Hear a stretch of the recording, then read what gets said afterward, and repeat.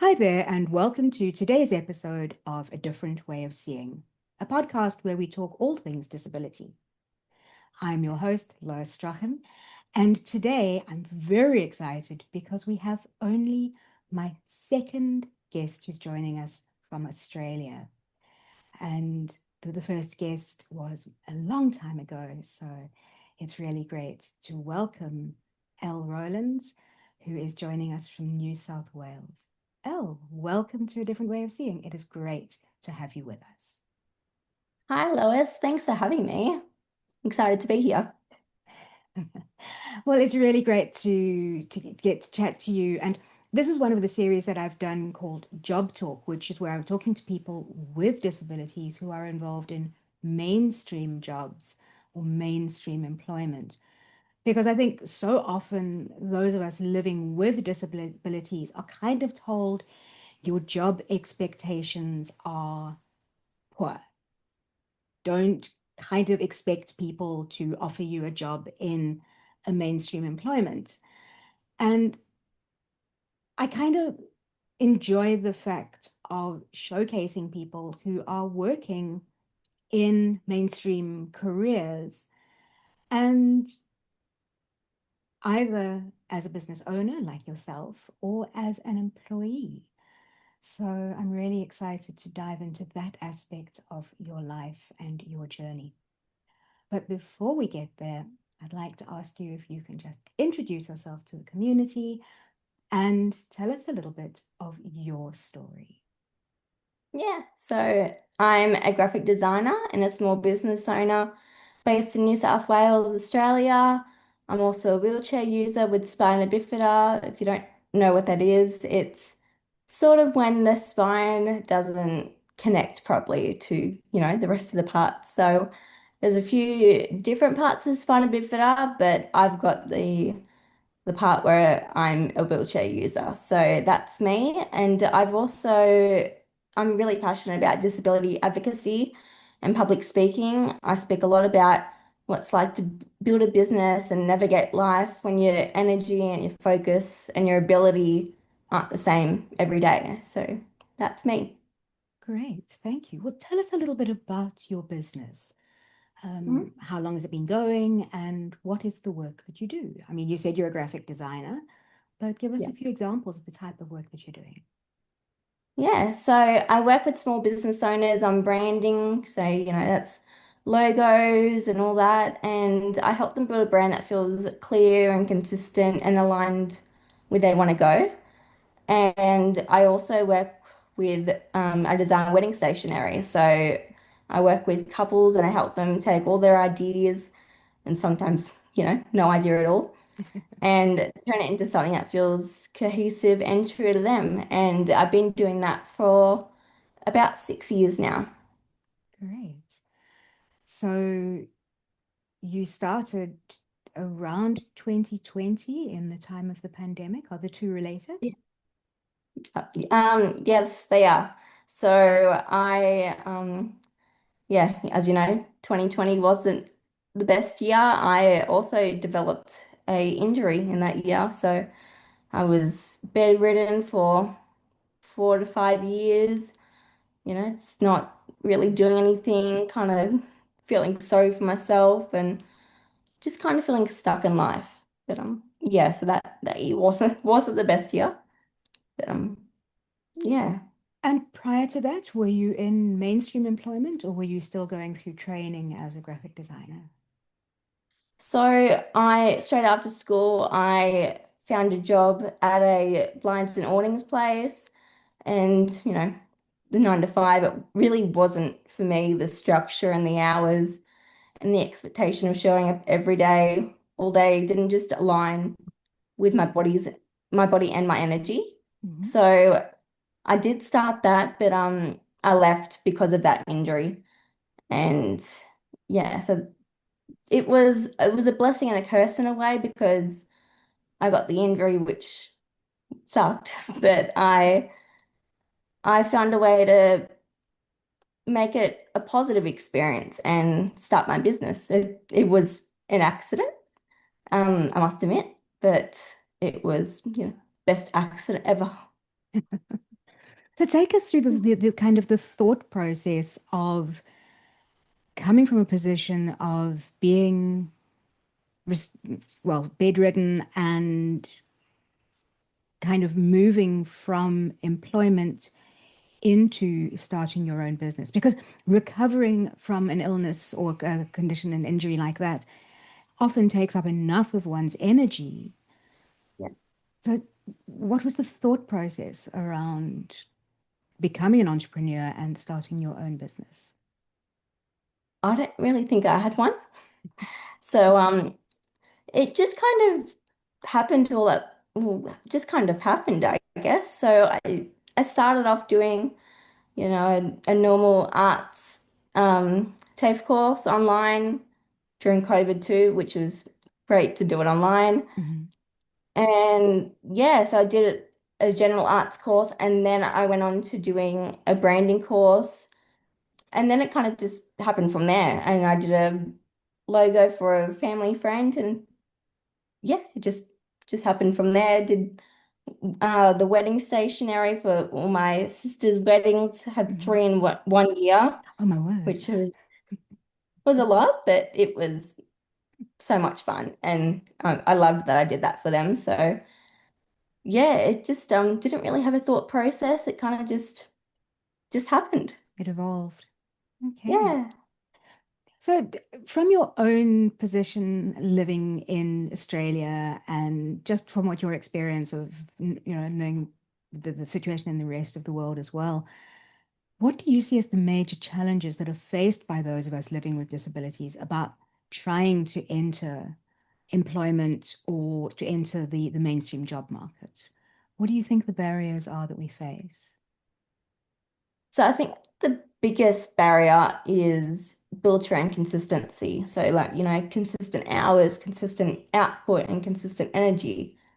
But for a lot of people with disabilities, that's not realistic. Like your capacity can change every day. Like one day you wouldn't be able to do that one thing that you were able to do the day Yeah. before. So, and there's also the mental side of it, like having to constantly prove yourself or worrying you're not seen as capable. But I think the biggest barrier would probably be physical. Something as simple as accessing a workplace or a shop can be difficult depending on the setup. If the Mm. environment isn't accessible, it immediately limits opportunities before you've even had a chance to show up for the interview. So there's a lot of barriers, but those three are the main ones. Yeah, I mean, I think looking from my perspective as someone who's been blind since the age of 21, when we talk about access for people with visual impairments, we're talking access to information. And rather than physical access as it is for yourself being a wheelchair user, but it still is the same access and almost the lack of awareness, I think, that the non-disabled community show around the often simple needs and adjustments that can be made to give greater access to those of us who operate in the world just a little bit differently.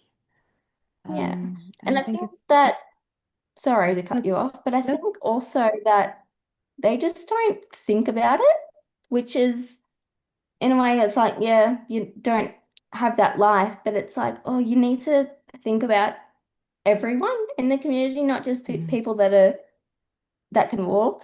yeah, It's everyone. It's not just because you can't don't use a wheelchair doesn't mean you can't include everyone, if that yeah, makes sense. yes, absolutely.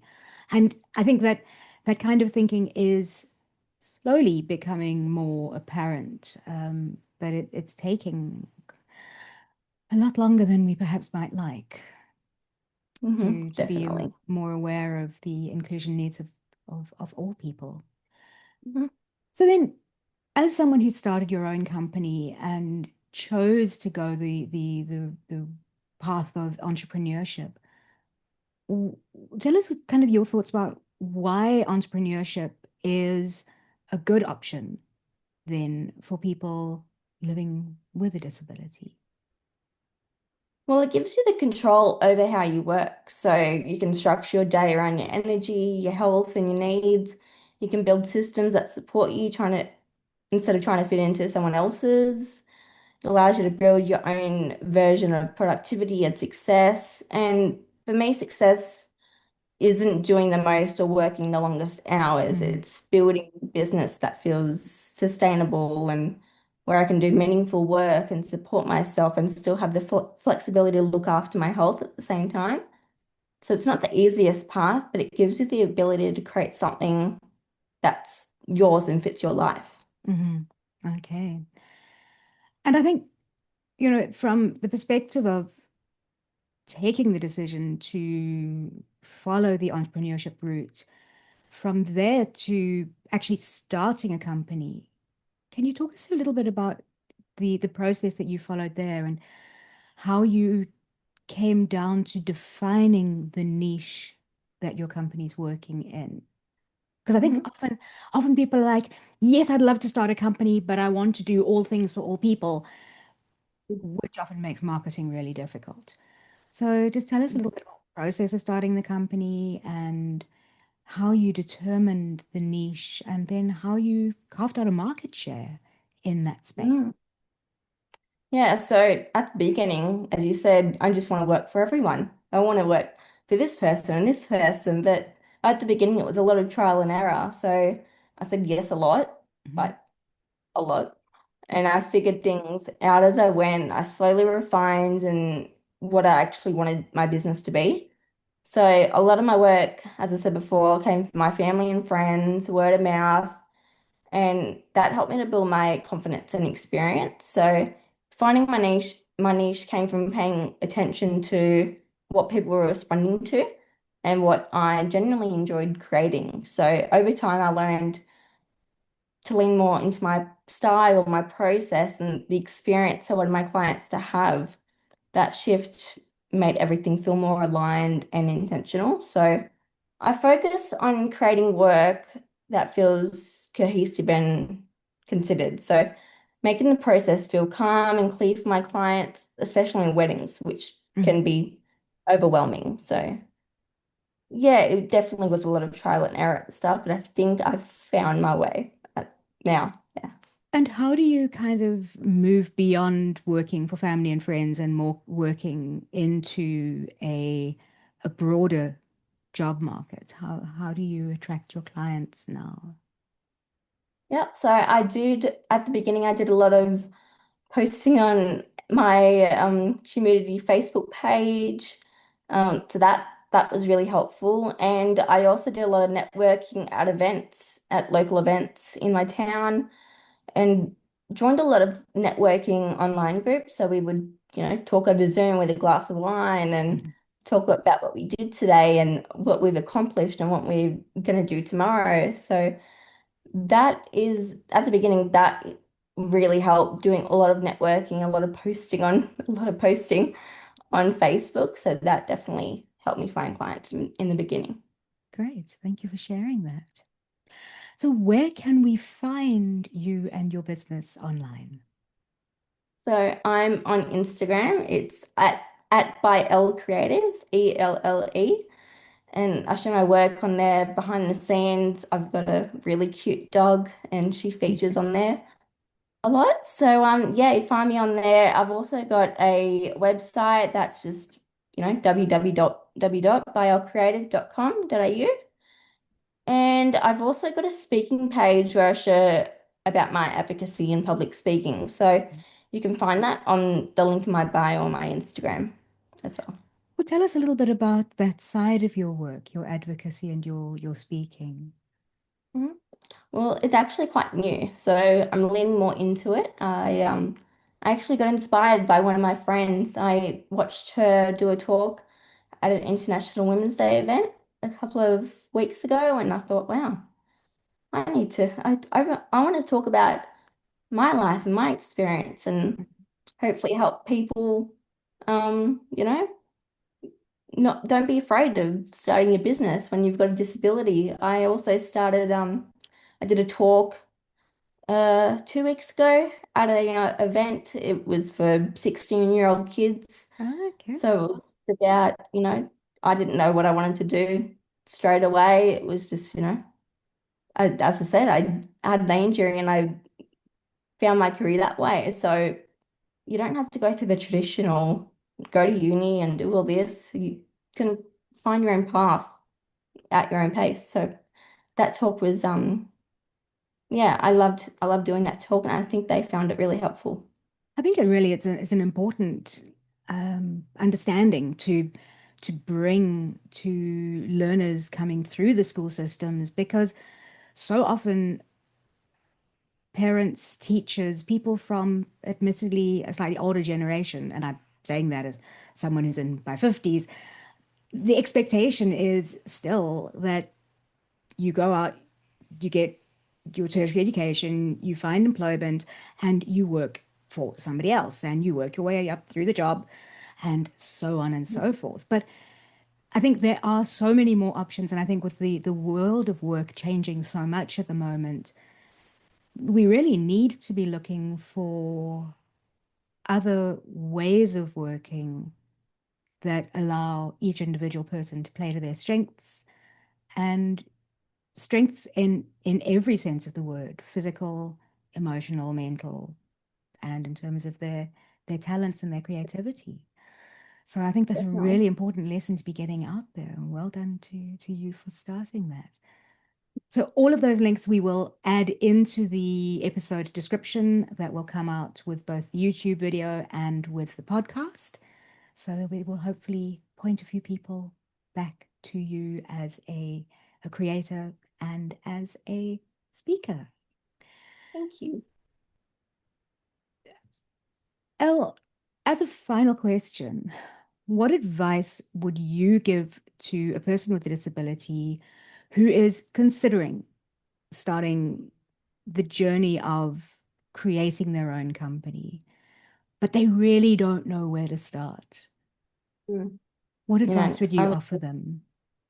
I was in the same boat. I didn't know where to start. Like, even when I was doing those courses, I was like, oh, like, what do I do with this skill now? So start in a way that works for you, not the way you think it should look.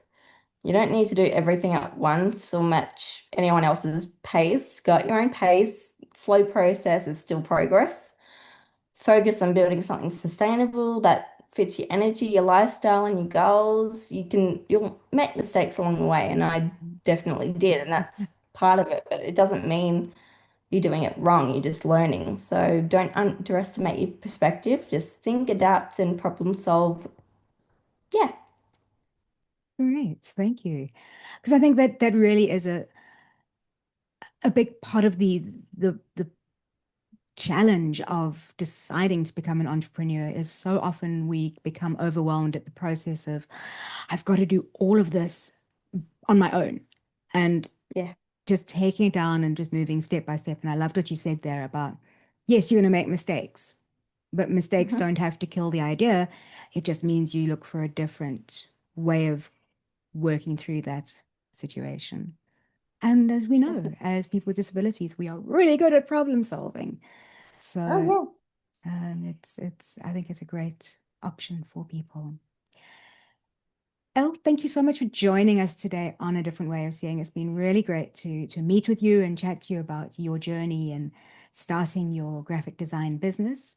And thank you for sharing a few of the insights that you have with us on the benefits of starting sustainable businesses that are allowing a person with a disability to work at their own pace and at times and in an environment that can accommodate their specific needs. I really appreciate your sharing that with us today. Thank you so much for having me, Lois. Really enjoyed it. Thank you. And for Thank those of you you. who are engaging with the podcast and the YouTube video, if you want to find out more about my work as a writer, a speaker, podcaster, and as an advocate within the disability space, hop onto my website, loisstrachan.com. That's LOISSTRACHAN, loisstrachan.com. And you'll find me on my social media under the same name, Lois. Thanks so much for joining us. We'll see you next time.